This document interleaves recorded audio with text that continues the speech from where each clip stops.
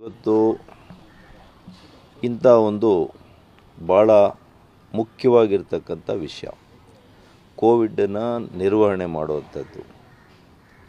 ಈ ರಾಜ್ಯದ 6 ಕೋಟಿ ಜನರ ಜೀವವನ್ನು ಉಳಿಸಿರುವಂಥ ಒಂದು ದೊಡ್ಡ ಒಂದು ಆಪತ್ತು ಕಾಲದಲ್ಲಿ ನಿರ್ವಹಿಸಿದ ಬಗ್ಗೆ ನೀವೇನು ತನಿಖೆಯನ್ನು ಒಬ್ಬ ರಿಟೈರ್ಡ್ ಜಡ್ಜ್ ಮೂಲಕ ಮಾಡಿಸಿದ್ದೀರಿ, ಅದನ್ನು ಕೂಡ ನಾನು ಸ್ವಾಗತ ಮಾಡಿದ್ದೇನೆ. ಈಗ ಅವರಿಂದ ಮಧ್ಯಂತರ ವರದಿಯನ್ನು ತರಿಸ್ಕೊಂಡಿದ್ದೀರಿ, ಸಂತೋಷ. ಆ ಮಧ್ಯಂತರ ವರದಿಯನ್ನು ಅಧಿಕಾರಿಗಳ ತಂಡಕ್ಕೆ ಕೊಟ್ಟಿದ್ದೀರಿ, ಅದು ಸಂತೋಷ. ಅದಕ್ಕೂ ನಾನು ಸ್ವಾಗತ ಮಾಡ್ತೀನಿ. ನಾನು ಕೂಡ ಆ ಒಂದು ವರದಿ ಈ ರಾಜ್ಯದ ಜನರಿಗೆ ತಲುಪಲಿ ಅಂತೇಳಿ, ಆದಷ್ಟು ಬೇಗ ತಲುಪಲಿ. ಅನೇಕರಿಗೆ ಏನು ಶಂಕೆ ಉಂಟು ಮಾಡೋ ನಿಟ್ಟಿನಲ್ಲಿ ಕೆಲವರು ಮಾತನಾಡಿದ್ದಾರೆ, ಅವ್ರಿಗೂ ಕೂಡ ತಿಳಿಲಿ. ಯಾವ ಕಾರ್ಯನಿಷ್ಠೆಯಿಂದ, ಯಾವ ಬದ್ಧತೆಯಿಂದ ಮಾನ್ಯ ಯಡಿಯೂರಪ್ಪನವ್ರ ಸರ್ಕಾರ, ಮಾನ್ಯ ಬಸವರಾಜ ಬೊಮ್ಮಾಯಿರವರ ನೇತೃತ್ವದ ಸರ್ಕಾರ ಕಾರ್ಯನಿರ್ವಹಿಸಿದೆ ಅಂತೇಳಿ ಈ ರಾಜ್ಯದ ಪ್ರಬುದ್ಧ ಜನರಿಗೆ ತಿಳಿಲಿ ಅಂತೇಳಿ ನನ್ನ ಆಸೆಯೂ ಇದೆ, ನನ್ನ ಒತ್ತಾಸೆಯೂ ಇದೆ. ನೋಡಿಯಪ್ಪ, ನಾನು ಅವ್ರು ಏನು ಹೇಳಿದ್ದಾರೆ ನನಗೇನೂ ಗೊತ್ತಿಲ್ಲ.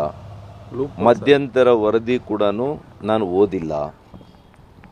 ಹಾಗಾಗಿ ಆ ಅಂಕಿ ಅಂಶಗಳಾಗಲಿ, ಯಾರ ವ್ಯಕ್ತಿಗಳ ಮೇಲೆ ಅದು ದೂರು ಬಂದಿದೆ, ತಪ್ಪಿತಸ್ಥರು ಅಂತ ಯಾರ ಮೇಲೆ ಅವರು ಜಸ್ಟಿಸ್ ಅವರು ಹೇಳಿದ್ದಾರೆ, ಅಥವಾ ಈಗಿನ ಅಧಿಕಾರಿಗಳು ಅದನ್ನು ವ್ಯಾಖ್ಯಾನ ಮಾಡ್ತಾರೆ, ಅದೆಲ್ಲ ಬಂದ ಮೇಲೆ ನಾನು ಅದಕ್ಕೆ ಉತ್ತರಿಸಬಲ್ಲೆ. ಈಗ ನನ್ನ ಹತ್ರ ಏನೂ ಇಲ್ಲ. What can I answer? Sir, ತಾವು ಸಚಿವರಾಗಿ ನಾನೇ ಹೇಳ್ತಾ ಇದ್ದೀನಲ್ಲ, ಇವತ್ತು ಅದಕ್ಕೆ ನಾವೆಲ್ಲ ಕೂಡ ಎದುರು ನೋಡೋಣ. ಅದು ಬಂದ ಮೇಲೆ ನಾವೆಲ್ಲ ಕೂಡ ಚರ್ಚೆ ಮಾಡೋಣ. Sir, BJP we are answerable. BJP we are not running ಅವೇ. ನಾವು ಓಡೋಗ್ತಾ ಇದ್ದೀವ?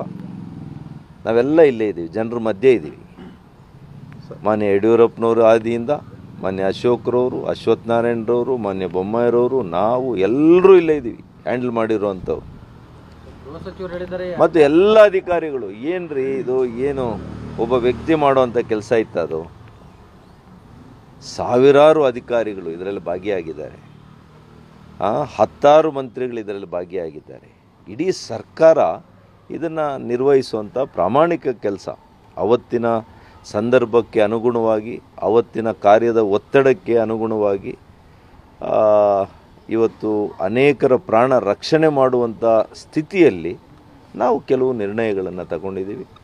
ಕೆಲವು ನಿರ್ವಹಣಾ ಒಂದು ಕ್ರಮಗಳನ್ನು, ತೀರ್ಮಾನಗಳನ್ನು ತಗೊಂಡಿದ್ದೀವಿ. ಅದು ಇವತ್ತು ಪ್ರಶ್ನೆ ಮಾಡಿದ್ದಾರೆ, ಅದರ ಬಗ್ಗೆ ತನಿಖೆಯನ್ನು ಮಾಡಿದ್ದಾರೆ, ಸಂತೋಷ. ಆ ತನಿಖೆಯಿಂದ ಸತ್ಯ ಹೊರಗೆ ಬರಲಿ ಅಂತೇಳಿ ನಾನು ಕೂಡ ಒಬ್ಬ ಸಾಮಾನ್ಯ ಪ್ರಜೆಯಾಗಿ, ಕರ್ನಾಟಕದ ಒಬ್ಬ ಸಾಮಾನ್ಯ ಪ್ರಜೆಯಾಗಿ ನಾನು ಕೂಡ ಅವರಿಗೆ ಮನವಿಯನ್ನು ಮಾಡ್ತೀನಿ.